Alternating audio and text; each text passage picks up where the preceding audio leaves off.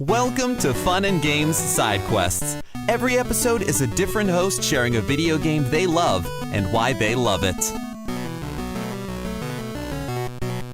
What's up, Side Questers? My name is Sulfur. I am probably best known for some of the nerdy rap songs I scribble about video games or comic books, even fantasy novels at this point, all of which I've been known to perform while escaping straitjackets or handcuffs or solving Rubik's Cubes or... you get it. Most importantly, I'm extremely excited to return to the Fun and Games Side Quest series to talk about one of my all-time favorite games. I would actually say that this game is my favorite game in what's become my favorite genre to play.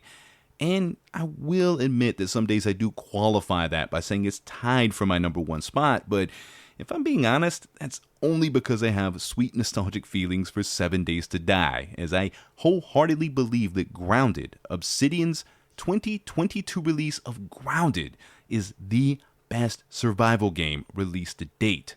And I'm going to take that a step further. If traditionally survival games haven't been your jam, or maybe even if you found them repellent, I still think Grounded is possibly worth your time. It's definitely at least worth checking out. It's a combination of taking a lighter approach to the staple survival elements, kind of like Valheim did, while also giving you a ton of customization options that allow you to turn off things like hunger and thirst, weapon and item durability, and so on. Those things that might have kept you from the survival genre in the past.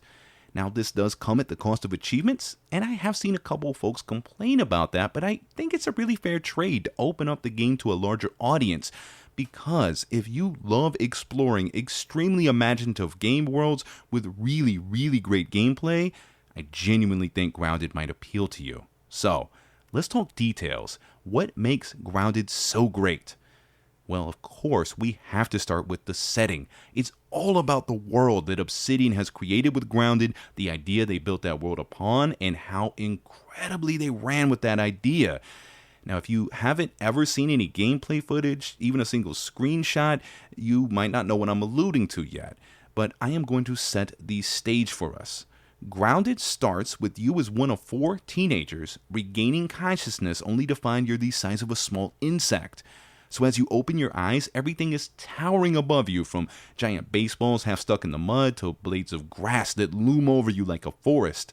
The world and the game aesthetic is wrapped in this cartoony kind of Pixar vibe, which works so perfectly with both the idea itself and the zany story, characters, and the world building that you've come to expect from Obsidian. And yes, this is me being a touch of an Obsidian fanboy, and yes, I am a fan of New Vegas and the Outer Worlds, and also, yes, I do believe Grounded has earned its spot among those titles. It really, really is that good.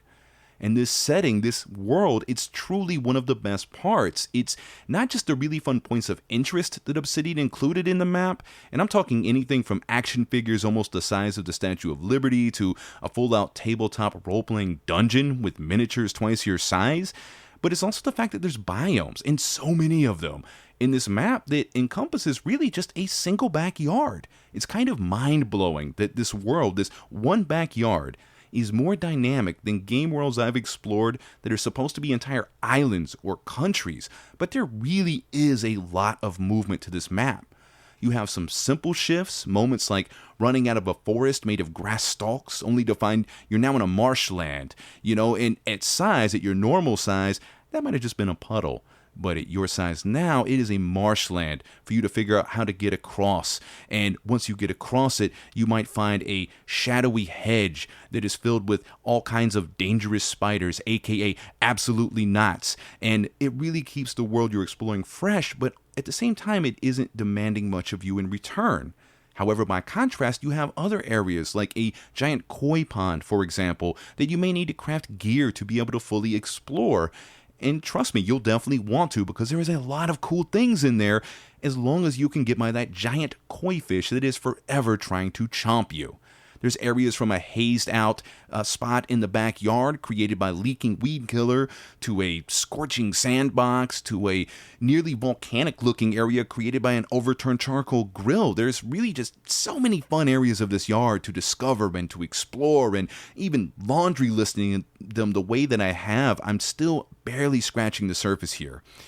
In the meantime, What's an unforgettable journey without a few antagonists? And Grounded certainly has those. Mostly in the way of the many insects that you're going to run into along the way. A couple of which are friendly, most are very much anything but.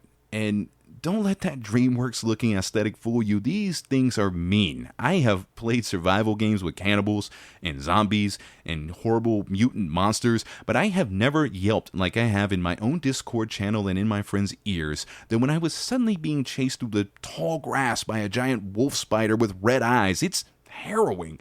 And there's so many different types of bugs, all with their own strengths and weaknesses and mannerisms. It's really fun that there's such variety, and it also meets up with the gameplay quite nicely. Grounded has some of my favorite melee-based combat in any game. And it's not really doing anything that I don't think I've seen before, it's just executing it better.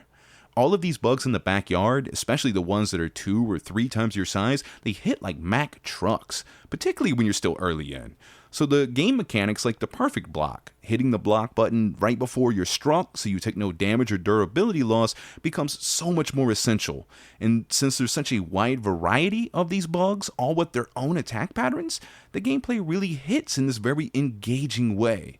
I mean, maybe you're like my friend Larry and you will find a way to finish the game without ever blocking. But for me, this became one of the first games I ever became well acquainted with the block button in, and my experience was a lot more fun for it.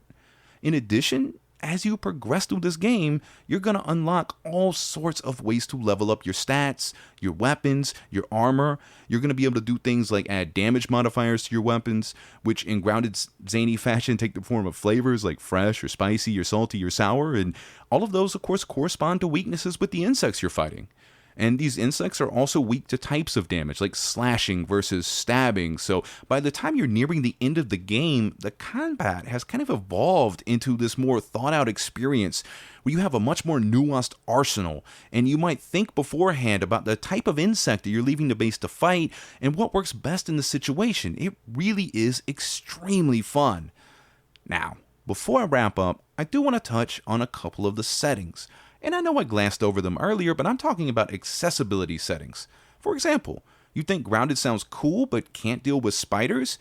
Well, check out Grounded's arachnophobia mode, and you can slide a slider, taking that absolutely not all the way to an absolutely blobby looking thing, which I somehow find more disturbing personally, but that's beside the point. Grounded also includes a colorblind feature, a text-to-speech feature, and, while these things aren't necessarily something I would use personally, I genuinely appreciate them being there and making the game much more accessible to other folks. Something that I do use personally, and I appreciate how Obsidian cleverly figured out how to include it, is this feature which basically does what a dedicated server would, but for absolutely free. Having played survival games for a while now, I've definitely paid money at points. Never much, 10, 15, a Netflix subscription, but I've paid a monthly fee to run a dedicated server for me and my friends. But Grounded has this feature called Shared Worlds, which basically means that when you host a game for your buds, you could share that world to them, and then when you log out as a host, it saves that save to the Xbox cloud. The next day, if you couldn't play but your friends wanted to build a castle made of mushroom bricks, they could pull that same save, they could host it themselves, and when they as the host log out, it then saves to the server again. And tomorrow when you log in, you could see that castle they built. It's really, really cool, and I love how it's just baked into the game automatically like that. So, whether you'd like to give Grounded a shot in peaceful mode and simply build a base, living harmoniously with the insects around you, or gather the friends and go at the backyard like a tiny little Rambo, I really do think Grounded has a little something for most, if not all. It's one of the best, maybe the best, game worlds I've ever had a chance to explore, and it encouraged me to get 100% of the achievements, even though I'm not an achievement hunter kind of guy. I just could not put this game down. And that was after beating it twice in a row, by the way. So if you do pick it up and you have your own adventures in the backyard, I want to hear all about them. You can always find me at sulfurmusic.com, SULFUR music.com. The links to the social media I sometimes ignore is in the top right, but you're always going to get my attention talking Grounded, and you might even find some Grounded-related music there in the not-so-distant future. So, until next time, friends, happy gaming. Hey there, Screen Beans. Have you heard about Screen Snark? Rachel, this is an ad break. They aren't screen beans until they listen to the show. Fine. Potential Screen Beans. You like movies and TV shows, right?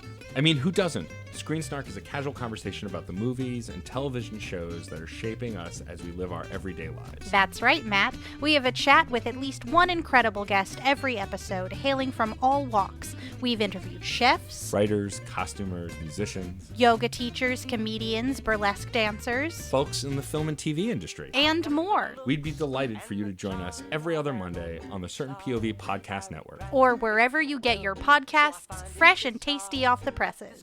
What? That's not. Can I call them Screen Beans now? Fine. Screen Beans. So tune in and we'll see you at the movies or on a couch somewhere. 'Cause you're all Screen Beans now. CPOV. CertainPOV.com.